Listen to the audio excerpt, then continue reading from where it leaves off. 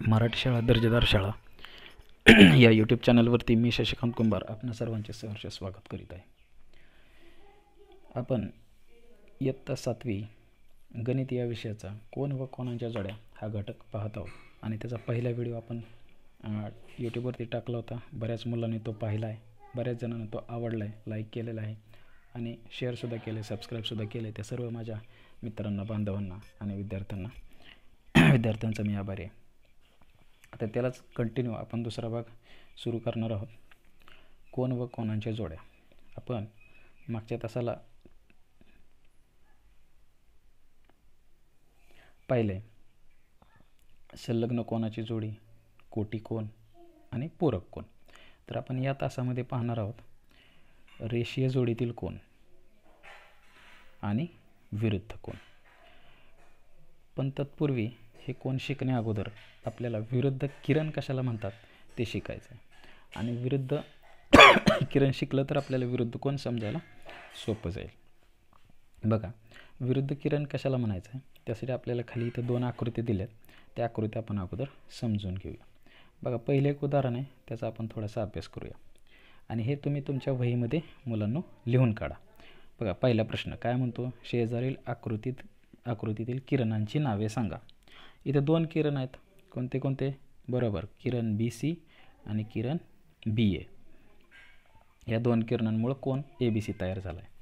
आता या किरणांच्या आरंभबिंदूचे नाव सांगा. कोणता आहे आरंभबिंदू? तुमच्या लक्षात आला आहे, आरंभबिंदू B. बघा, लक्षात ठेवा, कोणत्याही किरणाचा आरंभबिंदू बाणाच्या बाजूला नसतो, बाणाकडे जायचं नाही. आरंभबिंदू बिंदूपाशी आहे, लक्षात घ्या. बिंदू कुठं असतो? तर आकृती 1 मधील कोणाचे नाव लिहा. आता कोण तयार झाला आहे? कोण ABC. हे वहीत लिहून काढा. पुढं आता अजून एक आकृती दिली आपल्याला, आकृती क्रमांक 2. तर त्या आकृतीमध्ये काय प्रश्न आहे? शेजारील आकृती 2 मधील कोणाचे नाव लिहा. ही आकृती व्यवस्थित बघा. आता सांगा कोणाचे नाव. सांगता येते? नाही, फार सोपं आहे. कोण ABC. आता तुम्ही म्हणाल सर कोण तर दिसत नाही इथं. तसं नाही येते. हा सुद्धा एक प्रकारचा कोणच आहे, पण तो सरळ कोण आहे. कसला कोण आहे? सरळ कोण. आपल्याला 6वीमध्ये झाले बघा. कोणाचे वेगवेगळे प्रकार आहेत. लघु कोण म्हणजे त्याच्या अंतर्भागानुसार. लघु कोण 90 अंशापेक्षा जास्त कमी असतील तर 90 अंशाचा कोटी कोण, 90 अंशापेक्षा जास्त विशाल कोण, त्याहीपेक्षा जास्त असेल तर असे बघितलेत आपण. आणि 90 अंश 0 अंशाचा कोण, शून्य कोण, सरळ कोण, हे की नाही. तर आपण हा सुद्धा सरळ कोण आहे हे लक्षात घ्या. आकृतीतील B हा आरंभबिंदू असलेल्या किरणांची नावे लिहा. आता कोणते 2 किरण आहेत? आरंभबिंदू B पासून सुरू झालेले. बरोबर, बिंदू B पासून बघा, किरण BC आणि किरण BA. आता इथं थोडंसं नीट लक्ष द्या. आकृती 1 मध्ये किरण BC, एक मिनिट,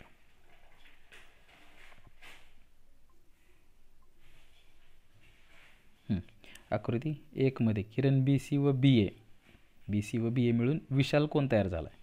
तर आकृती 2 मध्ये किरण BC व BA मिळून सरळ कोण झाला आहे आणि सरळ रेषा मिळते.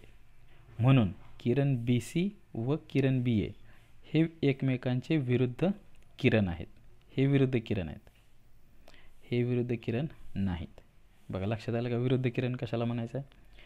ज्या 2 किरणांमुळं एक सरळ रेषा मिळते आणि सरळ कोण तयार होतो त्याला आपण विरुद्ध किरण म्हणतो. ओके, समजलं सगळ्याला? पुढे जाऊया. हे वहीमध्ये लिहून काढा तुम्ही. ज्या 2 किरणांचा आरंभबिंदू सामायिक आहे की नाही, सामायिक, आणि त्या किरणांनी एक रेषा तयार झाली की नाही रेषा, म्हणून त्यांना आपण परस्परांचे विरुद्ध किरण म्हणतो. ही आकृती वहीत काढा आणि माहितीसुद्धा वहीमध्ये लिहून घ्या. व्हिडिओ पॉज करून तुम्ही ती माहिती लिहून घेऊ शकता. आता याच्यावर आधारित स्वाध्याय आहे आपल्याला. काय स्वाध्याय आहे? शेजारील आकृतीतील विरुद्ध किरणांची नावे लिहा. जोडी करायची. किरण PD आणि किरण PR ही पहिली जोडी. तसंच दुसरी पण लिहा. ठीक आहे. पुढचा प्रश्न, किरण PM व किरण पी आर हे विरुद्ध किरण आहेत का? किरण पी आर आणि किरण पी एम विरुद्ध आहेत का? असतील तरी कारण लिहा, नसतील तरी कारण लिहा. कारण लिहिता येईल ना तुम्हाला. किरण पी आर आणि पी एम आहेत का? समजा असतील तर काय कारण आहे बुवा, नसतील तर काय कारण आहे ते लिहावं लागेल. पुढं स्वाध्याय सोडवून झाल्यानंतर आता आपण पुढच्या भागाकडे जाणार आहोत. चौथी जोडी, रेषीय जोडीतील कोन. बघा, शेजारील आकृतीतील कोनांची नावे लिहा. ही आकृती आहे बघा व्यवस्थित. समजून घेऊया आपण कशाला म्हणतात रेषीय जोडीतील कोन. या आकृतीमध्ये दोन कोन आहेत, कोन आर क्यू एस आणि कोन आर क्यू पी. हे दोन कोन आहेत. आता ही कोनांची जोडी कोणत्या प्रकारचे झालेलं आहे आपल्याला कोणी ओळखलं आहे का? बरोबर, संलग्न कोनाची जोडी आहे की नाही. बघा, संलग्न कोनाची जोडी आहे ही. कोटिकोण पूरक कोण आहेत का नाही ते परत बघूया आपण, पण संलग्न आहे हे मात्र आपल्याला लगेच लक्षात आलेलं आहे. आता कोनांच्या असामायिक भुजा कोणत्या आहेत ते ओळखा. असामायिक भुजा म्हणजे जी सामायिक नाही ती. आता ह्यांची सामायिक कोणती भुजा आहे? भुजा क्यू आर किंवा बाजू क्यू आर. मग राहिलेल्या दोन भुजा ह्या असामायिक आहेत आहे की नाही. त्यांच्या अंतर्भाग वेगळे वेगळे आहेत बघा. लक्षात आलं तुमच्या? आता याचं माप आपल्याला लिहायचं आहे. माप कोण पी क्यू आर बरोबर किती? आपण अंदाजे लिहूया. आता मी सांगतो. समजा माप कोण पी क्यू आर आहे 120 अंश आणि माप कोण आर क्यू एस आहे 60 अंश. तर त्या ह्या दोघांची बेरीज किती येते? 180 अंश. बघा, म्हणजेच रेषीय जोडीतील कोनांच्या मापांची बेरीज 180 अंश असते. हे आता तुमच्या लक्षात आलं असेल. आता ते का असतं, कसं असतं ते स्पष्टीकरण द्यायला आपल्याला इथं जमणार नाही, व्हिडिओ फार मोठा होईल. म्हणून फक्त लक्षात ठेवा, रेषीय जोडीतील कोनांच्या मापांची बेरीज 180 अंश असते.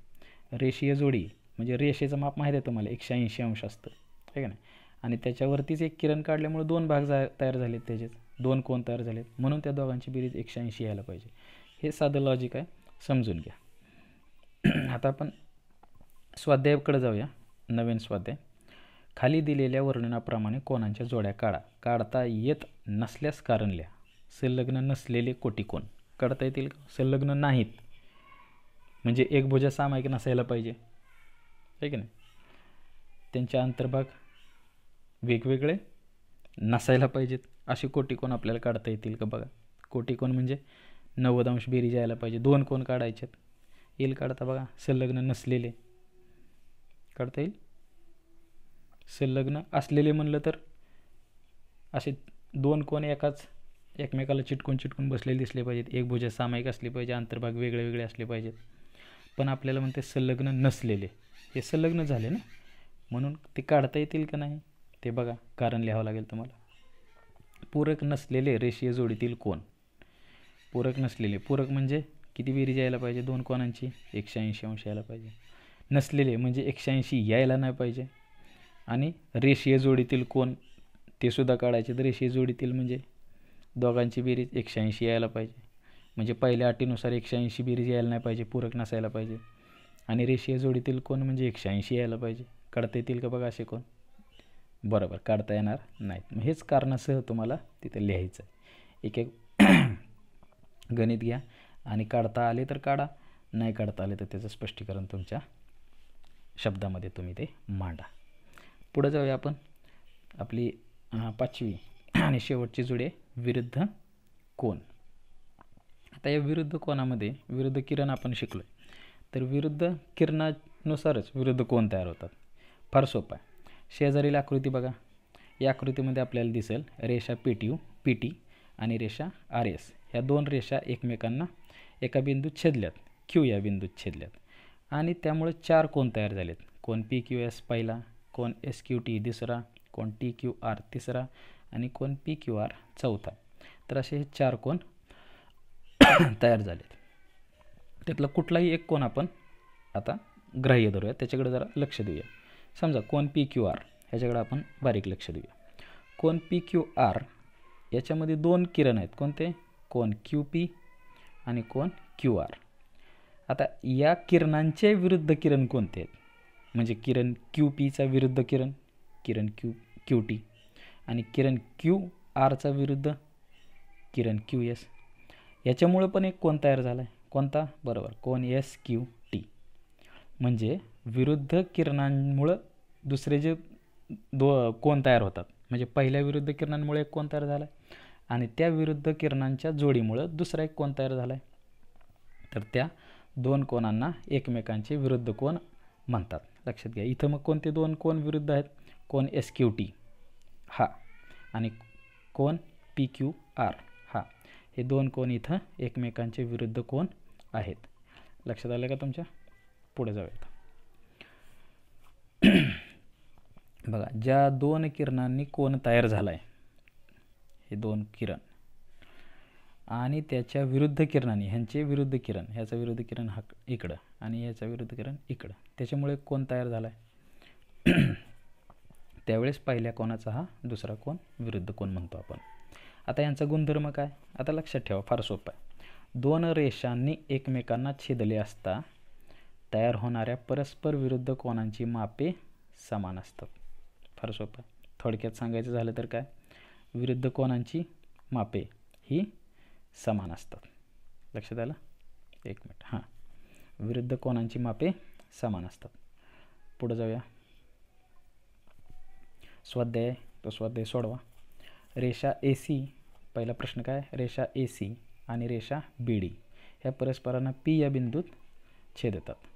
त्यामुळं काय झाले, चार कोन तयार झालेत. पैकी एका कोनाचं माप आपल्याला दिले, माप कोन ए पी डी बरोबर 47 अंश. आणि मग राहिलेले तीन कोनाची माप आपल्याला शोधायचे. माप कोन ए पी बी, कोन बी पी सी आणि कोन सी पी डी. तर यांची माप आपल्याला शोधायचे. कशी शोधता येतील? पहिलं माप तर फार सोपं आहे शोधायला.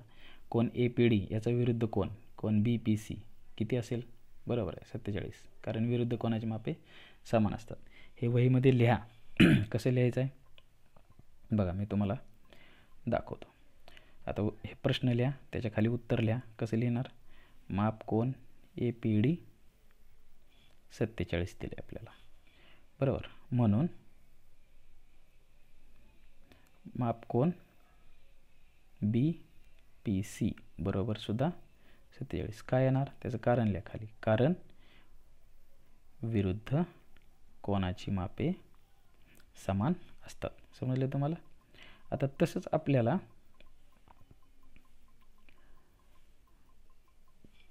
कोन ए पी बीचं माप शोधायचं.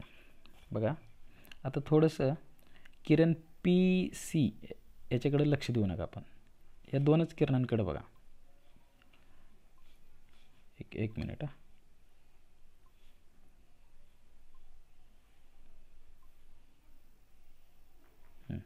याच्याकडे लक्ष देऊ नका. आता फक्त कोणाकडे लक्ष द्यायचं आहे? कोन ए पी डी आणि कोन ए पी बी या दोन कोणांकडे लक्ष द्या. कोणती जोड आहे बघा, लक्षात आलं का? संलग्न आहे, बरोबर. अजून बरोबर, रेषीय जोडीतील कोन आहेत बघा. ते कसले आहेत? रेषीय जोडीतील कोन आहेत. आपल्याला माहीत आहे रेषीय जोडीतील कोनांच्या मापांची बेरीज किती असते? 180 अंश. मग तो नियम वापरून आपल्याला समीकरण मांडून सोडवता येईल का? यस, सोडवता येईल. माप कोन ए पी डी बरोबर माप कोन ए पी डी अधिक माप कोन ए पी बी बरोबर किती यायला पाहिजे? 180 अंश. ए पी डीचं लिहा 47, ए पी बीचं माहीत नाही म्हणून तसंच लिहा. माप कोन ए पी बी बरोबर 180 अंश आणि ते पुढं सोडवा. तुम्हाला सोडवता येते. अशाच पद्धतीने आपल्याला दुसरा पण प्रश्न आहे, तोही तुम्ही सोडवू शकता.